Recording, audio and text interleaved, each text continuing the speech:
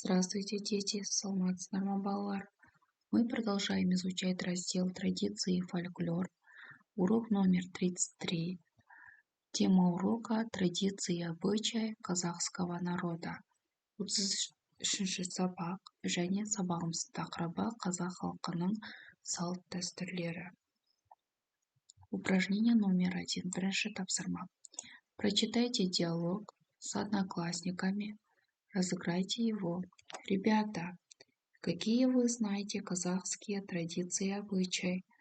Балалар, сендер қазақ халқының қандай салт дәстүрлерін білесіңдер? Уважать старших, үлкендерді құрметтеу керекпіз. Заботиться о младших, кішілерді де құрметтей білуіміз керек. Помогать людям, адамдарға көмектесу керекпіз. Любить маму и папу, анамызды және әкемізді жақсы көру керекпіз. Упражнение номер 2. Екінші тапсырма. Послушайте текст, о чем он. Мәтінді тыңдаймыз, және ол не туралы айтылған.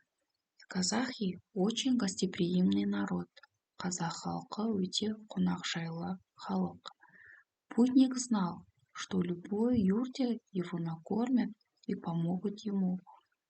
Кез келген жолаушы білген. Қазақ халқының кез келген киіз үйінде олар барған адамды жолаушыны тамақтандырады және оған көмектесетінін. Казахи щедрый народ. Қазақ халқы өте жомарт халық. Если путник приносил в дом добрую весть, то благодарность получал от хозяина подарок. Яғни жолаушы оған өте жақсы хабар алып келсе, оған сол үйдің иесі алғыс айтатын болған және сый құрмет көрсететін болған. Благодарность алғыс, гостеприимный қонақжай,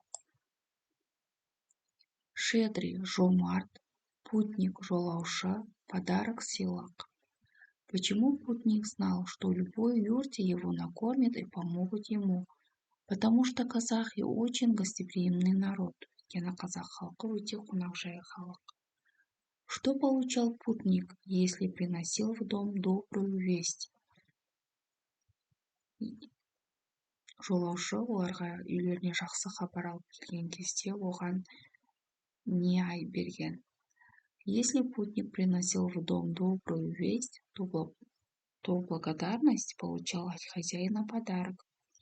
Гостеприимный народ, щедрый народ. Подберите к слову народ слова-признаки, яғни қалай? Гостеприимный народ и щедрый народ. Упражнение номер 3. Үшінші тапсырма. Прочитай предложение, продиктуй однокласснику. Проверь, как он его написал. Поменяйтесь ролями. Казахи – щедрый народ. Қазақ халқы – жомарт халық. Упражнение номер 4. Төртінші тапсырма. Рассмотри картинки, подбери каждый из них словосочетание. Яғни суретке қарап, астындағы көмекші сөздердің қайсысы осы суретке сай келетінін таңдаймыз.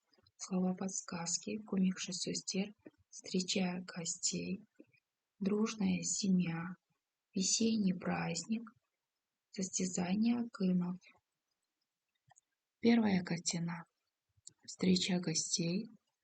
Вторая картина. Дружная семья. Третья картина. Весенний праздник. Четвертая картина. Состязание акынов. Упражнение номер 5. Бесінші тапсырма. Составь из слов предложения. Напиши их в тетради. Мына сөздерден біз сөйлем құрамыз керек, және оны дәптерге жазуымыз керек. Народ казахский, обычаи свои и традиции соблюдает, сақтайды. Казахский народ соблюдает свои обычаи и традиции. Казахский народ уважает старших и заботится о детях. Упражнение номер 6. Алтыншы тапсырма. Прочитай, напиши в тетради правильно. Мына сөздерді біз оқып, және оны дәптерге дұрыс жазуымыз керек. Праздник какой? Весенний. Праздники какие? Весенние. Дом какой? Дом уютный. Дома какие? Дома уютные. Подарок какой? Подарок красивый. Подарки какие? Подарки красивые. Урок окончен. До свидания. Сабағымыз аяқталды. Сау болыңдар балалар. Каналыма тіркеліп лайк баса кетіңдер.